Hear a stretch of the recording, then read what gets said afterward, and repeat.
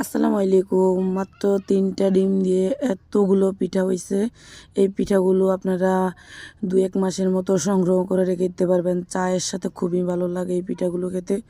এখানে আমি দিয়েছি ৩টা ডিম দিয়ে লবণ আর পরিমাণ মতো চিনি দিয়ে আমরা এটাকে একদম সুন্দরভাবে চিনিটা গলিয়ে নিছি। আর এখানে দিয়েছি অল্প একটু পানি। পানিটা দেওয়ার পর আমি এখানে দিয়ে দিব আটা। আমরা সাধারণত রুটি পরোটার ডোটা যেভাবে করি এভাবে ডোটা করে নেব। ডোটা করা হয়ে গেলে এখানে আমি অল্প একটু তেল দিয়ে ডোটাকে ভালো করে মথে নেব।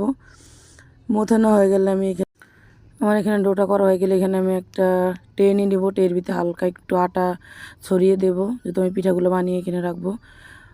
পরে আমি এখানে একটা পেরি নিয়ে সুন্দরভাবে পাতলা, যতটা সম্ভব পাতলা একটা রুটি বেলে নেব। রুটিটা বেলা হয়ে গেলে আমি আমার পছন্দ মতো কেটে পিঠার ডিজাইন করে নেব। এখানে আপনারা চাইলে যে কোনো ডিজাইন যেভাবে আপনাদের মনে চায় সেভাবে আপনারা বানিয়ে নিতে পারেন। আমি এখানে 2-একটা ডিজাইন আপনাকে দেখিয়ে দিচ্ছি। প্রথমে যে একটা ডিজাইন দেখেন, আর এখানে দিয়ে দিচ্ছি পাতা, যে ডিজাইনটাই পাতা ছিল। আমরা সাধারণত বেশিরভাগ পাতাই ডিজাইনটা বানাই, খুব তাড়াতাড়ি পাতা ডিজাইনটা বানানো হয়ে যায় সেজন্য। এখানে আমি চিকন চিকন করে কেটে নিচ্ছি। কেটে নিয়ে আমি এখানে একটা ডিজাইন করে নিচ্ছি। এখানে আমি অল্প একটু 4 কোণাকে করে কেটে চারদিকে থেকে অল্প একটু কেটে আমি এখানে একটা সুন্দর ফুলের ডিজাইন করে নিচ্ছি। আপনাদের পছন্দ মতো যেরকম খুশি ডিজাইন করতে পারেন।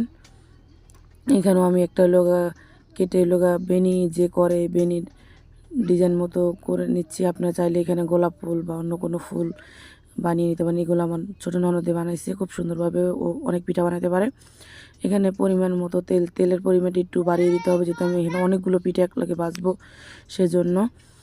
খুব সুন্দরভাবে আমি দিয়ে যে করছি, আমি খুব সুন্দরভাবে এটাকে একদম লাল লাল করে ভেজে নেব। এটা বেশি লাল করে উঠাবেন না, তাইলে এটার কালার ঠান্ডা হওয়ার পর আরও বেশি কালার হয়ে যাবে। আমি ভিডিওর লাস্টে আপনাকে দেখিয়ে দেব। আমি প্রথম বেশি লাল করে ভাজলে কি হয়, ঠান্ডা হওয়ার পর এটা কালারটা আরও চেঞ্জ হয়ে যায়, আরও বেশি একদম গাঢ় কালার হয়ে যায়। এভাবে করে আমি সবগুলো ভেজে নেব। এই দেখেন কতগুলো পিঠা হয়েছে। এই যে আমি প্রথম যেগুলো একটু লাল করে নামাইছি এগুলো